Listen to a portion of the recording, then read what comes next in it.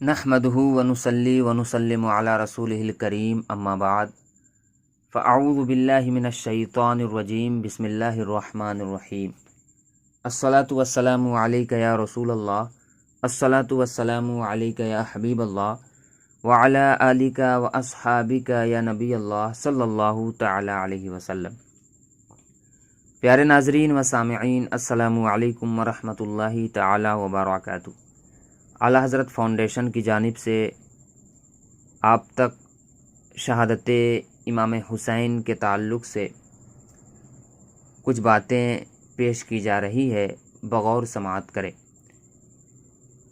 اگر ابھی تک آپ نے ہمارے چینل کو سبسکرائب نہیں کیا ہے تو ہمارے چینل کو سبسکرائب کریں، بیل آئیکن ضرور دبائیں تاکہ روزانہ ایک نیو اپڈیٹ آپ تک پہنچتی رہے۔ واقعہ کربلا کو آج تقریباً 1370 سال گزر چکے ہیں، مگر یہ ایک ایسا المناک اور غمزدہ سانحہ ہے کہ پورے ملت اسلامیہ کے دل سے زائل نہیں ہو سکا۔ یہ واقعہ حضرت امام حسین رضی اللہ تعالیٰ عنہ کی شہادت سے وابستہ ہے۔ آپ صلی اللہ علیہ وسلم کے نواسے حضرت علی کرم اللہ تعالی وجہہ الکریم اور بی بی فاطمہ رضی اللہ تعالی عنہا کے لخت جگر تھے۔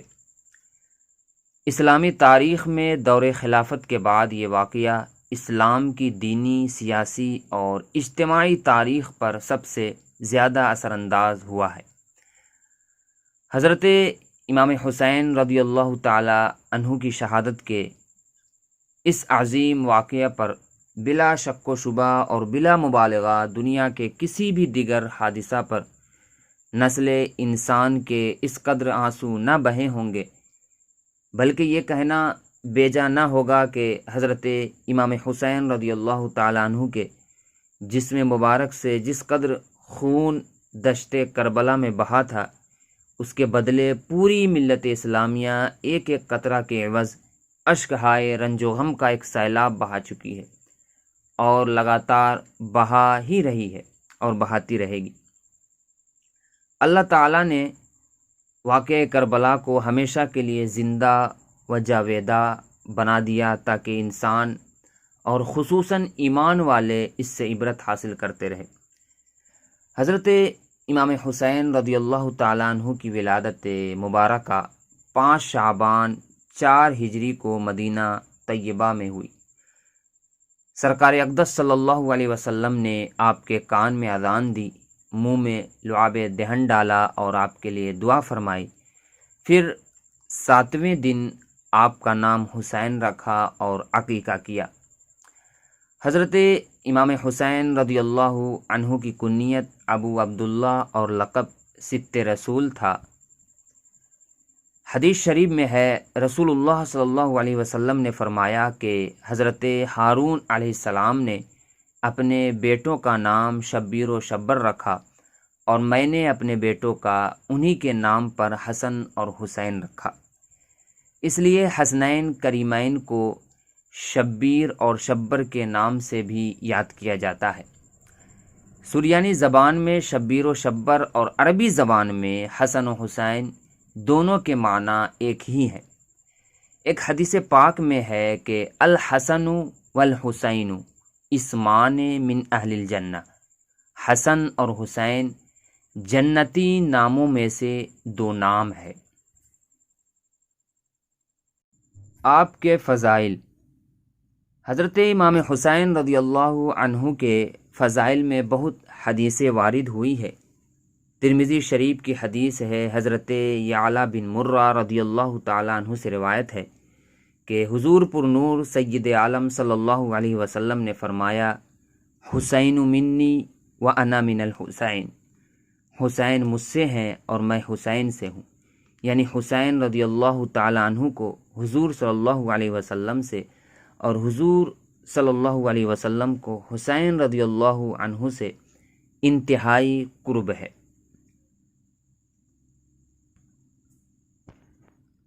حضرت ابن عمر رضی اللہ تعالی عنہما سے روایت ہے کہ رسول اللہ صلی اللہ علیہ وسلم نے فرمایا ان الحسن والحسین ہما ریحانی من الدنیا، حسن اور حسین دنیا کے میرے دو پھول ہیں۔ مشکات شریف صفحہ نمبر 570۔ اس حدیث پاک کی ترجمانی حضرت مولانا احمد رضا خان فاضل بریلوی علیہ الرحمہ نے بڑے پیارے انداز میں فرمائی ہے۔ کیا بات ہے رضا اس چمنستان کرم کی، زہرا ہے کلی جس میں حسین اور حسن پھول۔ حضرت ابو ہریرہ رضی اللہ تعالیٰ عنہ فرماتے ہیں کہ رسول اللہ صلی اللہ علیہ وسلم اس حال میں باہر تشریف لائے کہ آپ کے ایک کندھے پر حضرت حسین کو اور دوسرے کندھے پر حضرت حسن کو اٹھائے ہوئے تھے، یہاں تک کہ ہمارے قریب تشریف لے آئے اور فرمایا ہادانی ابنایا و ابنا ابنتی، یہ دونوں میرے بیٹے اور میرے نواسے ہیں۔ اور پھر فرمایا اللہم انی احبہما فاحبہما واحب من یحبہما، اے اللہ میں ان دونوں کو محبوب رکھتا ہوں، تو بھی ان کو محبوب رکھ، اور جو ان سے محبت کرتا ہے ان کو بھی محبوب رکھ۔ مشکات شریف صفحہ نمبر 570۔ یوں تو آپ کے فضائل پر بہت ساری احادیث مروی ہے، چونکہ آڈیو طویل نہ ہو جائے اور آپ کے کان سنتے سنتے تھک نہ جائے، اس لیے میں نے کچھ ہی احادیث آپ کے سامنے پیش کی ہے۔ آپ کی شہادت کی شہرت۔ سید الشہداء حضرت امام حسین رضی اللہ عنہ کی پیدائش کے ساتھ ہی آپ کی شہادت بھی شہرت عام ہو گئی۔ حضرت علی، حضرت فاطمہ زہرا اور دیگر صحابہ کبار و اہل بیت کے جانثار رضی اللہ تعالیٰ عنہما سبھی لوگ آپ کے زمانے شیر خارگی ہی میں جان گئے کہ یہ فرزند ارجمند ظلم و ستم کے ہاتھوں شہید کیا جائے گا، اور ان کا خون نہایت ہی بے دردی کے ساتھ زمین کربلا میں بہایا جائے گا، جیسا کہ ان احادیث کریمہ سے ثابت ہے جو آپ کی شہادت کے بارے میں وارد ہے۔ حضرت ام الفضل بنت حارث رضی اللہ تعالی عنہا یعنی حضرت عباس رضی اللہ عنہ کی زوجہ فرماتی ہے کہ میں نے ایک روز حضور صلی اللہ علیہ وسلم کی خدمت مبارکہ میں حاضر ہو کر حضرت امام حسین رضی اللہ عنہ کو آپ صلی اللہ علیہ وسلم کی گود میں دیا۔ پھر میں کیا دیکھتی ہوں کہ حضور صلی اللہ علیہ وسلم کی مبارک آنکھوں سے لگاتار آنسو بہہ رہے۔ میں نے عرض کیا یا رسول اللہ صلی اللہ علیہ وسلم، میرے ماں باپ آپ پر قربان ہو، یہ کیا حال ہے؟ فرمایا میرے پاس حضرت جبرائیل علیہ السلام آئے اور انہوں نے یہ خبر پہنچائی کہ میری امت میرے اس فرزند کو شہید کر دے گی۔ حضرت ام الفضل فرماتی ہے کہ میں نے عرض کیا یا رسول اللہ صلی اللہ علیہ وسلم، کیا اس فرزند کو شہید کر دے گی؟ حضور صلی اللہ علیہ وسلم نے فرمایا ہاں۔ پھر حضرت جبرائیل علیہ السلام میرے پاس اس کی شہادت گاہ کی سرخ مٹی بھی لائے۔ مشکات شریف صفحہ نمبر 572۔ اور ابن سعد اور طبرانی حضرت عائشہ رضی اللہ تعالی عنہا سے روایت کرتے ہیں، انہوں نے کہا آپ صلی اللہ علیہ وسلم نے فرمایا کہ میرا بیٹا میرے بعد ارض طف میں قتل کیا جائے گا، اور جبرائیل میرے پاس وہاں کی مٹی بھی لائے اور مجھ سے کہا کہ یہ حسین کی خوابگاہ مقتل کی مٹی ہے۔ طف قریب کوفہ اس مقام کا نام ہے جس کو کربلا کہتے ہیں۔ حضرت انس رضی اللہ تعالیٰ عنہ سے روایت ہے کہ بارش کے فرشتے نے رسول اللہ صلی اللہ علیہ وسلم کی خدمت میں حاضری دینے کے لیے اللہ تعالیٰ سے اجازت طلب کی۔ جب وہ فرشتہ اجازت ملنے پر بارگاہ نبوت میں حاضر ہوا تو اس وقت حضرت حسین رضی اللہ تعالیٰ عنہ آئے اور حضور صلی اللہ علیہ وسلم کی گود میں بیٹھ گئے تو آپ ان کو چومنے اور پیار کرنے لگے۔ فرشتے نے عرض کیا یا رسول اللہ، کیا آپ حسین سے پیار کرتے ہیں؟ حضور صلی اللہ علیہ وسلم نے فرمایا ہاں۔ اس نے کہا آپ کی امت حسین کو قتل کر دے گی، اگر آپ چاہیں تو میں ان کی قتل گاہ کی مٹی آپ کو دکھا دوں۔ پھر وہ فرشتہ سرخ مٹی لایا جسے ام المؤمنین ام سلمہ رضی اللہ تعالی عنہا نے اپنے کپڑے میں لے لیا۔ اور ایک روایت میں ہے کہ حضور صلی اللہ علیہ وسلم نے فرمایا، اے ام سلمہ، جب یہ مٹی خون بن جائے تو سمجھ لینا کہ میرا بیٹا حسین شہید کر دیا گیا۔ حضرت ام سلمہ رضی اللہ عنہا فرماتی ہے کہ میں نے اس مٹی کو ایک شیشی میں بند کر لیا جو حضرت حسین رضی اللہ تعالی عنہ کی شہادت کے دن خون ہو جائیں گی۔ اور ابن سعد حضرت شعبی سے روایت کرتے ہیں کہ حضرت علی رضی اللہ تعالیٰ عنہ جنگ صفین کے موقع پر کربلا سے گزر رہے تھے کہ ٹھہر گئے اور اس زمین کا نام پوچھا۔ لوگوں نے کہا اس زمین کا نام کربلا ہے۔ کربلا کا نام سنتے ہی آپ اس قدر روئے کہ زمین آنسوؤں سے تر ہو گئی۔ پھر فرمایا کہ میں حضور صلی اللہ علیہ وسلم کی خدمت میں ایک روز حاضر ہوا تھا تو دیکھا کہ آپ رو رہے ہیں۔ میں نے عرض کیا، یا رسول اللہ صلی اللہ علیہ وسلم، آپ کیوں رو رہے ہیں؟ فرمایا، ابھی میرے پاس جبرائیل آئے تھے، انہوں نے مجھے خبر دی میرا بیٹا حسین دریائے فرات کے کنارے اس جگہ شہید کر دیا جائے گا جس کو کربلا کہتے ہیں۔ اور ابو نعیم سے روایت کرتے ہیں کہ انہوں نے فرمایا کہ ہم حضرت علی رضی اللہ تعالیٰ عنہ کے ساتھ حضرت حسین رضی اللہ عنہ کی قبرگاہ سے گزرے تو آپ نے فرمایا، یہ شہیدوں کے اونٹ بٹھانے کی جگہ ہے اور اس مقام پر کجاوے رکھے جائیں گے اور یہاں ان کے خون بہائے جائیں گے۔ آل محمد کے بہت سے جوان اسی میدان میں شہید کیے جائیں گے اور زمین و آسمان ان پر روئے گی۔ مشکوٰۃ شریف صفحہ نمبر 572۔ آپ کی فضیلت کے لیے یہی کافی ہے کہ امام الانبیاء حضور صلی اللہ علیہ وسلم نے انہیں اسی دنیا میں نہ صرف جنتی ہونے کی بشارت دی بلکہ نوجوان جنتیوں کا سردار قرار دیا اور ان کی محبت کو ایمان کا حصہ بتاتے ہوئے یہ فرمائے کہ اے خدا، میں حسین سے محبت رکھتا ہوں، تو بھی ان سے محبت فرما، اور جو کوئی حسن و حسین سے محبت رکھے ان سے بھی تو محبت فرما۔ بے شک ہر مسلمان ان سے محبت رکھتا ہے، اور محبت کی سب سے بڑی علامت یہی ہے کہ وہ ہر نماز میں درود شریف میں نبی رحمت صلی اللہ علیہ وسلم کے ساتھ ان کے آل و اولاد پر بھی درود بھیجتا ہے۔ امام حسین رضی اللہ تعالیٰ عنہ کی نسبت سے معرکہ حق و باطل جو کربلا میں رونما ہوا، اس نے ساری دنیا کو اپنی جانب متوجہ کیا۔ حضرت امیر معاویہ رضی اللہ تعالیٰ عنہ کے بعد 56 ہجری میں یزید ولی عہد مقرر ہوا۔ اس کے خلیفہ بنتے ہی طوائف الملوکی شروع ہو گئی اور اسلامی خلافت کے بجائے بادشاہت و آمریت نے پنجہ گاڑنا شروع کر دیا۔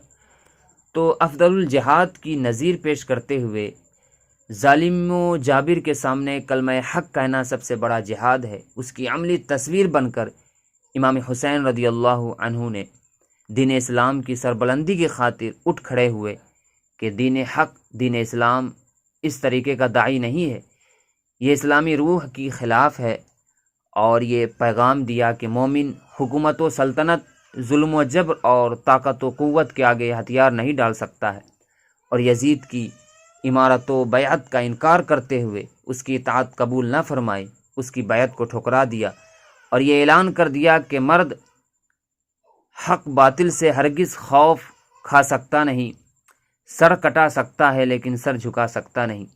آپ کو یزیدی لشکر کے خطرناک عزائم کا انکشاف ہوا تو حرمت کعبہ کی خاطر وہاں سے نکلنے کا ارادہ کیا۔ اسی درمیان کوفیوں کے ہزاروں عقیدت بھرے خطوط ملے، مگر ان پر کیسے بھروسہ کرتے، چونکہ انہی لوگوں نے حضرت علی رضی اللہ تعالیٰ عنہ کو بھی شہید کیا تھا۔ اس لیے تحقیق کی خاطر اپنے چچازاد بھائی مسلم بن عقیل کو وہاں بھیجا۔ ان کے ہاتھ پر 18,000 لوگوں نے، ایک روایت میں 27,000 لوگ بیعت کیے۔ اس کو دیکھ کر حضرت مسلم نے حضرت امام حسین رضی اللہ تعالیٰ عنہ کو آنے کے لیے اجازت دے دی تو آپ کوفہ کے لیے عازم سفر ہوئے۔ تو حضرت عبداللہ بن عباس رضی اللہ تعالیٰ عنہ جیسے جلیل القدر صحابہ و حضرت عبداللہ بن جعفر رضی اللہ تعالیٰ عنہ و دیگر صحابہ کرام نے آپ کو کوفہ جانے سے منع فرمایا، لیکن آپ نے دین حق کی خاطر جان کی قربانی کے لیے بھی ذرا سی لرزش نہ دکھائی۔ یزید کی گورنر عبید اللہ بن زیاد نے حضرت مسلم بن عقیل کے لیے زمین تنگ کر دی اور انہیں بے دردی سے شہید کر دیا۔ یہ خبر امام حسین رضی اللہ تعالیٰ عنہ کو ملی۔ یہ ایک اندوہناک خبر تھی۔ آپ کو زبردست صدمہ پہنچا۔ واپسی پر نظر ثانی کیا بھی جا سکتا تھا، مگر حضرت مسلم ان کے خویش و اقارب جو وہاں موجود تھے انہیں یہ گوارا نہیں تھا، اس لیے حضرت امام حسین رضی اللہ تعالیٰ عنہ کی واپسی کا کوئی سوال ہی پیدا نہیں ہوتا تھا۔ یہاں یہ بات قابل ذکر ہے کہ حضرت امام حسین رضی اللہ تعالیٰ عنہ نے خود ہی اپنے قافلہ کے لوگوں کو یہ اجازت دے دی تھی کہ جسے واپس جانا ہے وہ چلا جائے۔ یہ سن کر صرف 2 حضرات چھوڑ کر چلے گئے۔ ابھی تھوڑی دور ہی گئے تھے کہ حر بن یزید نے ایک لشکر جرار کے ساتھ آپ کو محصور کر لیا تاکہ والی عراق عبداللہ بن زیاد کے سامنے پیش کیا جائے۔ اسی دوران نماز ظہر کا وقت ہو گیا۔ آپ نے نماز ادا فرمائی۔ بعد نماز حضرت امام حسین رضی اللہ عنہ نے ایک خطبہ کے ذریعے حر اور اس کے ساتھیوں کے سامنے پوری بات رکھی، خطوط اور قاصدوں کا حوالہ دیا۔ حر حیران ضرور ہوا، مگر اس نے خطوط کے متعلق لا علمی ظاہر کی اور اس نے آپ کے قافلے کو روک لی۔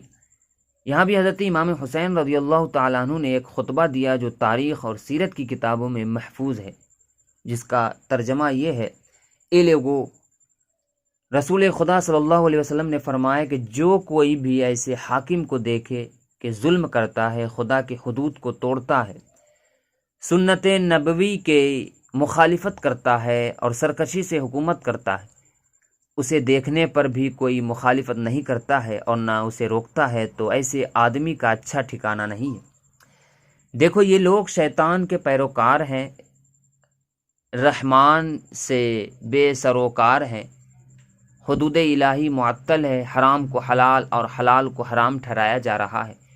میں ان کی سرکشی کو حق اور عدل سے بدل دینا چاہتا ہوں اور اس کے لیے میں سب سے زیادہ حقدار بھی ہوں۔ اگر تم اپنی بیعت پر قائم رہو تو تمہارے لیے ہدایت ہے، ورنہ عہد شکنی عظیم گناہ ہے۔ میں حسین ہوں، ابن علی ابن فاطمہ، اور رسول اللہ صلی اللہ علیہ وسلم کا جگر گوشہ۔ مجھے اپنا قائد بناؤ، مجھ سے منہ نہ موڑو، میرا راستہ نہ چھوڑو، یہ صراط مستقیم کا راستہ ہے۔ اس حقیقت افروز خطبہ کا لوگوں پر کافی اثر ہوا، لیکن لالچ اور خوف کی وجہ چپ رہے۔ 9 محرم الحرام کی رات کا وقت تھا۔ آپ رات بھر عبادت میں مشغول رہے۔ صبح 10 محرم کی تاریخ آ گئی۔ دونوں اطراف میں صف آرائی ہو رہی تھی۔ نماز فجر کے بعد عمرو بن سعد اپنی فوج لے کر نکلا۔ ادھر امام حسین رضی اللہ تعالیٰ عنہ بھی اپنے احباب کے ساتھ تیار تھے۔ آپ کے ساتھ 72 نفوس قدسیہ، جس میں بچے، بوڑھے، خواتین بھی شامل تھی۔ دوسری جانب 90,000 کا لشکر جرار تمام حرب و ہتھیار سے لیس تھا۔ آپ نے جس جواں مردی کے ساتھ مقابلہ کیا وہ اپنی مثال آپ ہے۔ امام حسین رضی اللہ تعالیٰ عنہ جس طرف رخ کرتے، یزیدی فوج بھیڑیوں کی مانند بھاگ کھڑی ہوتی۔ معاملہ بہت طویل ہو گیا۔ معصوم اور شیرخوار بچے اپنی جان کا نذرانہ پیش کرنے لگے۔ خیمے جلا دیے گئے۔ بھوکے پیاسے نواسائے رسول صلی اللہ علیہ وسلم میدان کربلا میں صبر کا پہاڑ بن کر جمے رہے۔ یزیدی دور سے تیر برساتے رہے، اور پھر ایک مرحلہ آیا کہ بدبخت شمر ذی الجوشن جب قریب آیا تو آپ پہچان گئے کہ یہی سفید داغ والا وہی بدبخت ہے جس کے بارے میں سرکار دو عالم صلی اللہ علیہ وسلم نے ارشاد فرمایا تھا کہ اپنے اہل بیت کے خون سے اس کے منہ کو رنگتا دیکھتا ہوں، اور وہ پیشین گوئی سچ ثابت ہوئی۔ شمر لعین کے لیے بدبختی ہمیشہ کے لیے مقدر بن گئی۔ ادھر امام حسین رضی اللہ تعالیٰ عنہ سجدے میں گئے اور شمر کی تلوار نے حضرت امام حسین رضی اللہ تعالیٰ عنہ کی گردن مبارک کو تن سے جدا کر دیا۔ وہ یوم عاشورہ جمعہ کا دن تھا، ماہ محرم الحرام 61 ہجری میں یہ واقعہ پیش آیا۔ یا اس وقت امام حسین کی عمر تقریباً 55 سال کے قریب تھی۔ ہمیں شہادت امام حسین سے پیغام کیا ملتا ہے؟ سید الشہداء حضرت امام حسین رضی اللہ تعالیٰ عنہ کی شہادت ہمیں کئی پیغام دیتی ہے۔ اول یہ کہ ایمان والا اپنے خون کے آخری قطرہ تک حق پر صداقت پر جمع رہے، باطل کی قوت سے مرعوب نہ ہو۔ دوسری بات یہ کہ امام حسین رضی اللہ تعالیٰ عنہ یزید کی جن خرابیوں کے باعث مخالفت کیا، ویسے لوگوں سے اپنے آپ کو الگ کرے اور فسق و فجور والا کام نہ کرے اور نہ ویسے لوگوں کا ساتھ دے۔ یہ بھی پیغام ملا کہ ظاہری قوت کے آگے بسا اوقات نیک لوگ ظاہری طور پر مات کھا جاتے ہیں، مگر جو حق ہے وہ سچائی ہے، وہ کبھی ماند نہیں پڑتی، اور وہ ایک نہ ایک دن ضرور رنگ لاتی ہے۔ یہی اس بات کا واضح ثبوت ہے کہ اسلام کا سرمایہ حیات یزیدیت نہیں بلکہ شبیریت، حسینیت ہے۔ حضرت امام حسین رضی اللہ تعالیٰ عنہ شہادت امت مسلمہ کے لیے کئی پہلو سے عملی نمونہ ہے، جس پر انسان عمل پیرا ہو کر اپنی زندگی کو اسلامی طرز پر قائم رکھے، اسلامی زندگی، اسلامی رنگ و روپ کی بحالی کے لیے صداقت، حقانیت، جہد مسلسل اور عمل پیہم میں حسینی کردار اور حسینی جذبہ اثار و قربانی سے سرشار ہو۔ اقتدار کی طاقت جان تو لے سکتی ہے، ایمان نہیں۔ اگر ایمانی طاقت کار فرما ہو تو اس کے عزم و استقلال کو کوئی چیلنج نہیں کر سکتا۔ لندن کے مشہور مفکر لارڈ ہیڈلی کے بقول اگر حسین میں سچا اسلامی جذبہ کار فرما نہ ہوتا تو اپنی زندگی کے آخری لمحات میں رحم و کرم، صبر و استقلال اور ہمت و جوانمردی ہرگز عمل میں آ ہی نہیں سکتی تھی، جو آج صفحہ ہستی پر ثبت ہے۔ ضرورت اس بات کی ہے کہ حضرت امام حسین رضی اللہ تعالیٰ عنہ کی شہادت کے حقیقی فلسفہ و حقیقت اور مقصد کو سمجھا جائے، اور اس سے ہمیں جو سبق اور پیغام ملتا ہے اسے دنیا میں عام کیا جائے، کیونکہ پنڈت جواہر لال نہرو کے بقول حسین کی قربانی ہر قوم کے لیے مشعل راہ و ہدایت ہے، اور جیسا کہ مولانا محمد علی جوہر نے شہادت حسین پہ کہا ہے کہ قتل حسین اصل میں مرگ یزید ہے، اسلام زندہ ہوتا ہے ہر کربلا کے بعد۔ السلام علیکم ورحمۃ اللہ تعالی وبرکاتہ۔